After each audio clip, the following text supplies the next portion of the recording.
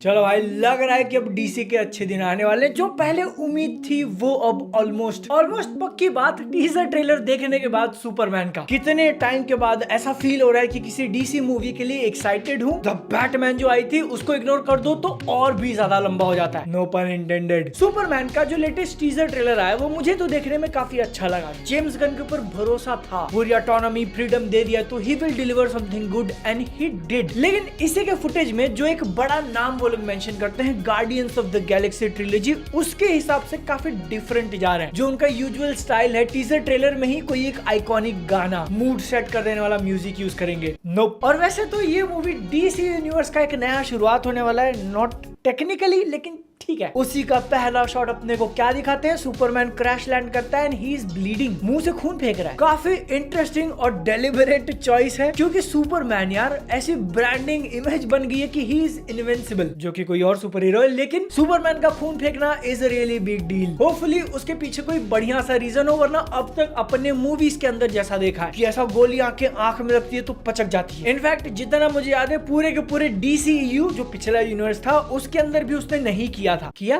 बहुत ज्यादा डिटेल में याद तो नहीं है, गूगल कर लेना चाहिए था। लेकिन बैटमैन का जो फेमस डायलॉग है, do you bleed, kryptonite use करने के बाद डेफिनेटली, लेकिन ऐसे।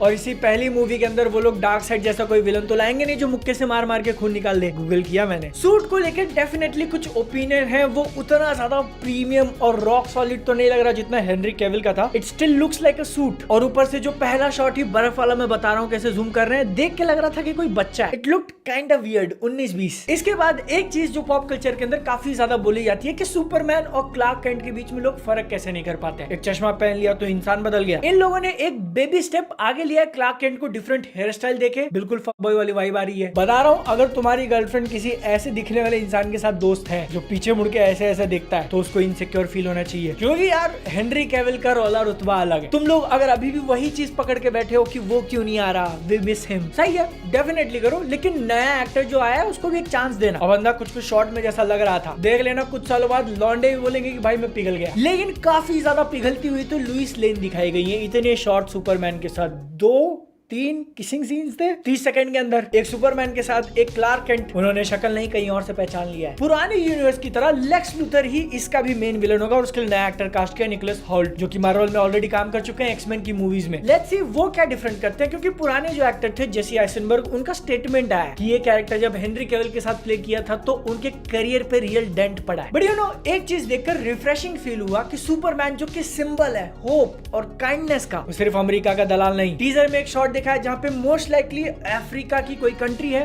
छोटा बच्चा ऐसे झंडा ऊपर कर रहा है। इंसान तो छोड़ ही दो, अपने क्लार्क चाचा एक में रोबोट को पकड़े हुए हैं। बताओ, ये इतनी ह्यूमैनिटी दिखाने वाले जितना ह्यूमंस खुद नहीं दिखाते, जो कि यूजुअल बीट्स हमेशा से होते आए हैं और इसमें भी होंगे। वैसे तो इंसानों में असली इंसान उसको मानोगे वैल्यूज के कारण, लेकिन इंसानों का ही ट्रस्ट जीतना पड़ेगा पूरी पिक्चर में। थोड़ा भी इधर उधर हो गया तो लोग कप फेंक के मारेंगे जैसे उसको कुछ होने वाला है। परवरिश में इधर उधर हो जाता तो होमलैंडर बन जाता, लेकिन नहीं, अच्छा ही करनी है, लो हरामखोर। वही तुम सबके सामने एक आदमी को लेजर से उड़ा दो, सब तालियां बजाते हैं। म्यूजिक इस पूरे 2 मिनट की फुटेज का मुझे पसंद आया। वैसे तो वो यूजुअली ढैं ढैं ढैं एंड में जो फिनिश करते हैं बीट्स के साथ, लेकिन नोट्स को लंबा लंबा खींच के जो एक होप वाला फीलिंग दिलाया है एपिकनेस के साथ। Definitely excited for this first DC studios की मूवी। और खत्म होने से पहले एकदम फास्ट फॉरवर्ड में अपने को काफी सारे कैरेक्टर्स दिखा देते हैं, जिसमें से एक वो अगली लुकिंग हेयर कट, ऐसा नजर बैठ गया कि ये कौन है, ग्रीन लाल्टन। और कॉमिक में भी ऐसा ही है, द बॉल्स दे हैव कि रियल लाइफ में भी उसको, भाई यार मेरे घर वाले अगर ऐसा बाल कट करवाते ना, अपने आप को जायदाद से बाहर करवा लेता। फाइनल चीज अगर तुमने नोटिस करी तो इस पूरे टीजर में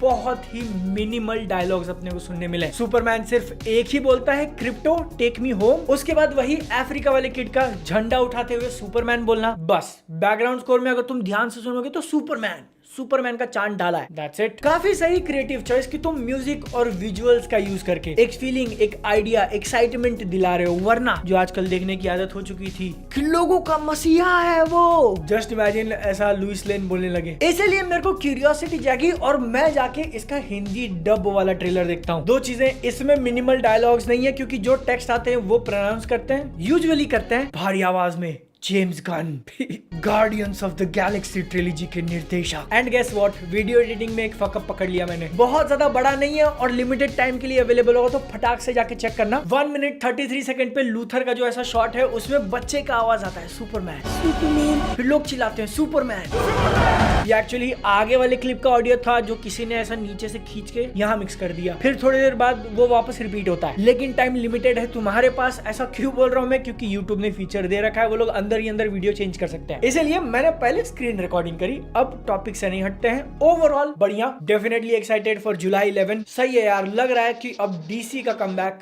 हो जाएगा।